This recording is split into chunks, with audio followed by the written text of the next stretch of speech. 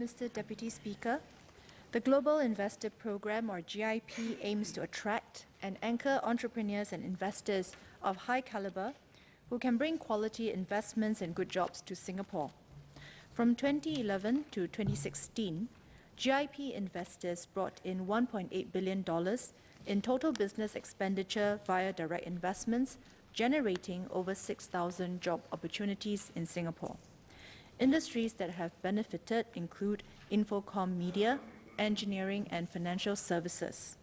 To qualify under the GIP, applicants may invest in a business or in a GIP fund that invests in Singapore-based companies. Both options have safeguards to prevent abuse. Each applicant is required to submit detailed plans and supporting documents to EDB. EDB assesses the applicant's track record, business and investment plans, and potential contribution to Singapore. EDB also engages a risk assessment consultancy firm to undertake independent checks and works with relevant agencies for security screening. GIP investors undergo a fresh round of checks before their re-entry permits are renewed. In addition, GIP funds are carefully assessed by an independent rating agency and a fund selection panel. All GIP fund managers must be incorporated and based in Singapore and be regulated by MAS. Investors of GIP funds are subject to the relevant safeguards under MAS's regulatory regime for fund management companies. Mr. Thomas Chua. Thank you, Deputy Speaker. I would like to ask, what has been the performance of the GIP funds that are set up to invest in Singapore-based companies so far? And if GIP investors are required to invest in companies only in the designated sectors, for example, medtech, aerospace, logistics or infocom, etc., what have been the significant contribution to date of these companies to our sectors? Thank you.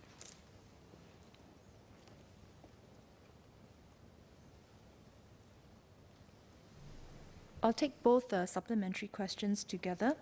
The primary objective of the GIP is for Singapore-based companies to benefit from the injection of capital from GIP funds and tap on the GIP investors' entrepreneurial track record to inject dynamism into our economy. I can share that as of 2017, the total GIP funds amount to $1.5 billion. But in terms of the performance, this would vary from fund to fund because each fund would have their respective mandate to invest into different sectors of focus. Furthermore, these GIP funds, they invest into the less liquid private equity companies, and their investment horizons spans over a 5 to 7 year time period.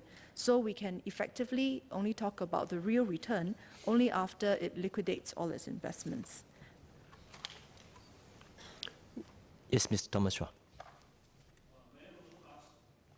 Given the stiff global competition for business talent and investor, how does Singapore's business talent attraction scheme, such as the GIP, compare or compete with those from other countries, for example, Hong Kong?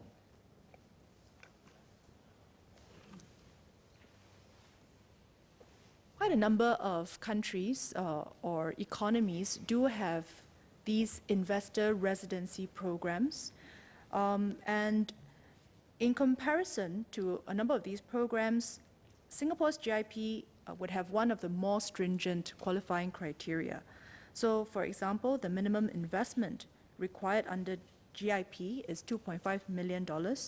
This is higher than the minimum required in other locations such as Australia, US, and the UK. And I believe that in Hong Kong, they have an investor as entrepreneur scheme that does not state upfront a minimum investment amount. However, to put this in context, the GIP is only one of a very broad range of schemes that the government employs to promote investment and also to grow our economy.